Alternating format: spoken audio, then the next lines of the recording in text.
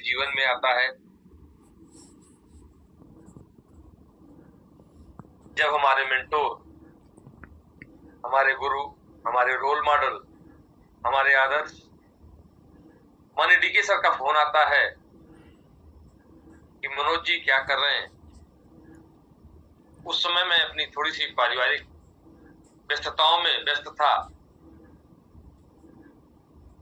Sir ने आमंत्रण दिया कि घर पे एक कप चाय पीने के लिए आना है और मैं सर के आमंत्रण को स्वीकार करता हूं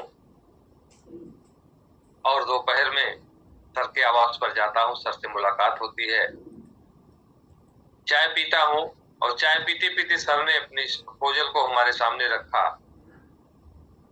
क्योंकि मुझे सर पर बिलीव था, मैं कंपनी के बैकग्राउंड, कंपनी के प्लान के बारे में जानने की बहुत बड़ी इच्छा नहीं जाहिर की, लेकिन मुझे विश्वास था अपने गुरु पर कि सर अगर किसी काम को करते हैं तो बहुत सोच समझकर वो निर्णय लेते हैं और किसी काम को यूं ही नहीं करते, करते हैं तो इतिहास बनाकर रख देते हैं। इस भरोसे के साथ मैंने भी सर के साथ एसोसिएट होने के लिए तैयार हुआ। अभी हमारे गुरुदेव माने अवधेश मिश्रा सर ने कहा, प्लान मैंने पहले देखा और ज्वाइनिंग सर की बात पहले लगी। तो मित्रों, मैं तो सर के आमंत्रण पर चाय पीने के लिए गया था। उस समय मेरे पास कोई डॉक्यूमेंट्स नहीं थे और हम और आप जानते हैं सर कि 2016 में डॉक्यूमेंट से ही अपनी आईडी लगती थी। फिजिकल डॉक्यूमेंट्स हमको आपको प्रेजेंट करवाने होते थे। तो मैं दूसरे दिन सर को ले जाकर दिया और मेरी ज्वाइनिंग हुई। लेकिन एक दिन जो लेट हुआ वो मुझे आज कष्ट नहीं देता, सुख देता है कि एक ऐसे मेंटोर को पाने का मौका मिला जो जोश मशीन के नाम से जाने जाते हैं और सुबह से लेकर शाम तक अपने इस कार्य को आगे बढ़ाने के लिए अपना मैक्सिमम समय देते हैं। तो मित्रों, हर व्यक्ति के जीवन में किसी न किसी व्यक्ति के माध्यम से बिजनेस आता है। तो मेरे भी जीवन में माननीय डीके सर के माध्यम से बिजनेस आया। उस समय मैं बेसिक में टीचर था और काम की शुरुआत हमने सर के साथ बड़ी शिद्दत से की। काम अपनी ऊंचाइयों की तरफ चल ही रहा था कि मेरे जीवन में एक बड़ा झटका आता है। 27 जुलाई 2017 का वो काला दिन आता है जब मेरी गवर्नमेंट जॉब चली जाती है। सुप्रीम कोर्ट का एक ऑर्डर आता है और उस ऑर्डर के नाते मेरी वह बेसिक की नौकरी चली जाती है और मैं अपने परिवार को, अपने बच्चों की शिक्षा दीक्षा के लिए 2012 में ही सुल्तानपुर शहर में शिफ्ट हो जाता हूं और उनकी शिक्षा दीक्षा चलती रहती है। अब मैं ऐसे चौराहे पर आकर खड़ा हो जाता हूं जहां पर मेरी मासिक इनकम 10,000 रुपए निर्धारित की जाती है और अपनी इस परिवार के खर्चों को चलाने के लिए विषम परिस्थिति मेरे सम्मुख आती है। लेकिन उस समय मैं थैंक्स बोलूंगा अपने इस बिजनेस को। मैं एक छोटे से लेवल पर ही था, लेकिन इस बिजनेस के भी माध्यम से मुझे लगभग 10,000 के आसपास की इनकम हर महीने मिल जाया करती थी।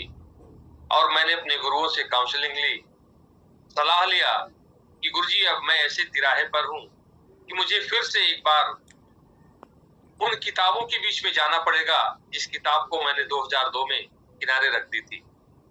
और 2002 के बाद 2004 से मैं इस बेसिक विभाग में एज ए शिक्षा मित्र कार्य कर रहा था। सब लोगों का सपोर्ट मिलता है, सहयोग मिलता है, मार्गदर्शन मिलता है और जीवन में पहली बार मैंने कोचिंग ज्वाइन करने का निर्णय लिया। चूंकि मुख्य धारा से मुझे हटे हुए 16 साल हो चुके थे, लेकिन मुझे उन बच्चों के साथ कंपटीशन करना था अपनी इस नौकरी को, अपनी इस खोई हुई छवि को वापस लाने के लिए, जो लगातार शिक्षा ग्रहण करके अभी नए नए तैयार होके अध्यापक बनने की लाइन में खड़े थे। एक बहुत बड़ा चैलेंज मेरे जीवन में था कि अब मैं कैसे इस नौकरी को पुनः वापस करूं। लेकिन 7 महीने का वो कठिन दौर मैंने व्यतीत किया और 5 सितंबर 2018 को परीक्षा क्वालिफाई करके मैं दोबारा इस नौकरी को वापस लेता हूं। इस दौरान ही जून 2018 में इस बिजनेस में बड़ी घटना घटित होती है। हमारे सुल्तानपुर जनपद में 8 नए रॉयल रिट्रीवर आते हैं, उसमें एक नाम मनोज वर्मा का भी होता है। जून 2008 में रॉयल रिट्रीवर बनता हूं और 5 सितंबर 2018 को यह नौकरी पुनः मुझे जीवन में आती है, वापस आती है। ये दोनों घटनाएं 2018 में मेरे जीवन में घटित होती हैं। इसके पीछे का अगर मैं मूल कारण बताऊं तो अथक परिश्रम ही था। संडे मैं इस बिजनेस को समय देता था, क्योंकि सोमवार से लेकर शनिवार तक लगातार कोचिंग होती थी, उसमें छुट्टी नहीं होती थी, तो मुझे संडे का ही वक्त मिलता था इस बिजनेस को बड़ा करने के लिए। लेकिन मैं ईमानदारी से संडे इस वर्क को करता था और लगातार करता था, जिसका नतीजा रहा कि जून 2018 में मैं भी रॉयल रिट्रीवर बना और इस बिजनेस को भी मैं धीरे धीरे करके आगे ले जाने में कामयाब हुआ।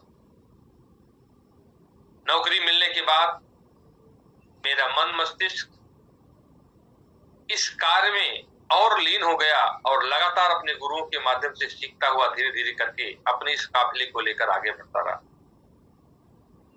साथियों, अभी अवधेश सर ने एक बात कही, जब हम लोगों ने इस बिजनेस की शुरुआत की तो पहला सेमिनार हम लोगों को आजमगढ़ में ही देखने का मौका मिला और परम आदरणीय हम सबके गुरु माननीय संतोष सर के यहाँ रुक कर उस बिजनेस को देखने, जानने, समझने का मौका मिला। तो मैं भी उसी बैच का हिस्सा हूं जहां पर माननीय प्रमोद गुलाटी सर के आशीष वचनों से लोगों के जीवन में परिवर्तन आना शुरू हुआ। मैंने भी निर्णय वहीं लिया कि इस बिजनेस को बड़ी शिद्दत से करना है और तब से लेकर आज तक की अगर समय की बात करूं तो कभी भी मैंने अपने गुरुओं के द्वारा बताए हुए किसी भी कार्यक्रम को मिस नहीं किया। लगातार मैं खुद को सीखने के लिए मीटिंग, ट्रेनिंग, सेमिनारों का हिस्सा बना के रखा और लगातार सीख कर इस काम को करने के लिए खुद को तैयार रखा, जिसका नतीजा है कि इन गुरुओं के आशीर्वाद से स्टार पल जैसा खूबसूरत लेवल अपने जीवन में आया है। पार्ट टाइम ही सही, लेकिन पार्ट टाइम को हम लोग फुल टाइम की तरह करने का प्रयास करते हैं। विद्यालय से छूटने के बाद जो वक्त हमारे जीवन में बचता है, उस वक्त का मैक्सिमम वक्त हम अपने इस बिजनेस को देने में लगाते हैं, बिजनेस को बड़ा करने में लगाते हैं। अपने साथियों के साथ लगकर उनको आगे ले जाने का प्रयत्न करते हैं, प्रयास करते रहते हैं। मित्रों, हमारे गुरुजी महेंद्र शुक्ला सर एक खूबसूरत लाइन कहते हैं कि लगातार हो रही असफलताओं से निराश नहीं होना चाहिए। कभी कभी गुच्छे की आखिरी चाबी से भी ताले खुल जाते हैं। तो हम लोगों ने भी लगातार प्रयास किया और जो भी उतार चढ़ाव इस बिजनेस में हर साथी को मिलते हैं वो मेरे जीवन में भी आए। शुरुआत में मैंने अपने मित्रों के साथ इस बिजनेस की शुरुआत की और हमारे मित्रों ने इस बिजनेस की शुरुआत तो करा दी, मेरे साथ वो एसोसिएट तो हो गए, लेकिन मेरे साथ एक भी कदम चलने के लिए तैयार नहीं हुए। मैं लगातार उन साथियों के साथ लगा रहा, लेकिन वो साथी हमारे साथ इस बिजनेस को करने के लिए अपना सहयोग देने को तैयार नहीं हुए। एक घटना मेरे जीवन में घटित होती है। मैं विद्यालय से शहर की तरफ लौट रहा था। एक हमारे मित्र हमें फोन कॉल करते हैं कि मनोज सर कहाँ हैं। तो मैंने उनसे जवाब दिया कि मैं सुल्तानपुर पहुंच रहा हूं। उन्होंने कहा कि मैं आपसे मिलना चाहता हूं और मिलने का उन्होंने कारण बताया कि मुझे एक डिश एंटीना खरीदवाना है, अगर आप थोड़ा सा सहयोग कर देते तो बेहतर होता। मैंने उनसे मिलने का एक प्लेस चुना और प्लेस पर मैंने कहा कि एक कप पहले चाय हो जाए, चूंकि हम और आप पुराने मित्र हैं। आप दूर नौकरी करते हो, मैं अपने जिले में ही नौकरी करता हूं, इसलिए हमारी आपकी मुलाकात नहीं हो पाती है। वो कोई और नहीं, माननीय अभयराम वर्मा जी हुआ करते थे। वो रायबरेली में नौकरी करते थे और मैं सुल्तानपुर में नौकरी करता था। बातों बातों में सर ने पूछा कि नौकरी के साथ क्या कर रहे हैं। तो मुझे तो अवसर चाहिए था, मैं उस अवसर की तलाश में था और मैंने अपनी जेब से पॉकेट डायरी निकाली और उस डायरी पर मैंने उनको इस बिजनेस का प्लान समझाया। क्योंकि दुकान भी हमारी बगल ही थी, मैंने कहा कि पहले हम उस दुकान पर विजिट कर लेते हैं, देख लेते हैं क्या क्या सामान मिलते हैं, फिर चल के आपके उस एंटीने को मैं परचेज करवा दूंगा।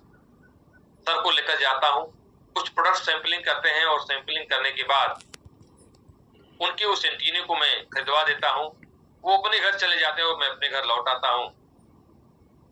20-25 दिन का वक्त बीत जाता है तो मैं सर से पुनः फॉलोअप करने की नीयत से बात करता हूँ। तो सर ने कहा कि मैं जितनी बार घर आता हूँ, लगभग हर संडे को घर आते थे, मैं वहां से सामान को परचेज करके लेके जाता हूँ।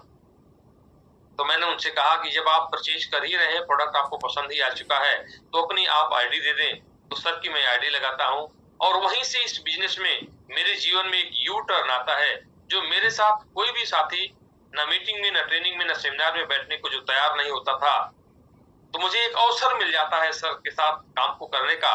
और सर रायबरेली में एक बेहतरीन फील्ड के मालिक हुआ करते थे, बीटीएम पद होता था उनका, ब्लॉक टेक्नोलॉजी मैनेजर के पद पे वो कार्यरत थे।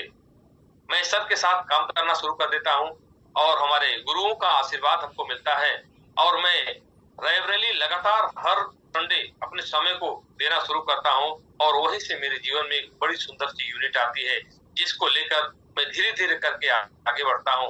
और आज जिस भी मुकाम पर हूँ, उसका आधार अगर हमें कहीं से मिला है तो रायबरेली की उस पावन धरती से हमको और आपको मिला है, जहां मुझे शुरुआत में काम करने का मौका मिला। मित्रों, मैं एक ही चीज कहूंगा कि अपने अपनों की बात नहीं मानते।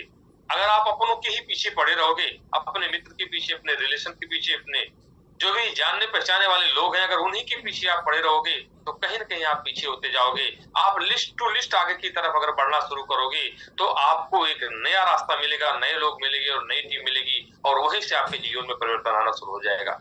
तो मेरे जीवन में भी एक बड़ा परिवर्तन वहां से आना शुरू हुआ और इस मैं बिजनेस को खींचकर टेक्निकल जैसे मुकाम तक लेकर जाता हूँ। फिर हमारे एक मित्र का आगमन होता है मार्च 2018 में, गोवा टूर 21 में गोवा टूर का कार्यक्रम चल रहा था और मैं 10 तारीख की क्लोजिंग को करवा रहा था, क्योंकि लास्ट डेट हमारे गुरुओं ने 10 तारीख रखी हुई थी। शाम को 8 बजे एक फोन आता है, मित्र कहाँ हैं? मैंने कहा कि मैं तो गबड़िया पीयूसी पर अपनी क्लोजिंग को करवा रहा हूँ। तो सर का शब्द था, क्या आप अकेले ही गोवा जाओगे, मुझे नहीं ले जाओगे? तो मैंने कहा मैं तो सबको ले जाना चाहता हूँ मित्र, जो जाना चाह रहे हैं मैं उनकी इस टारगेट को अचीव करवा रहा हूँ। अगर आपको भी जाना है तो आप भी आइए, आपको भी लेकर चलता हूँ।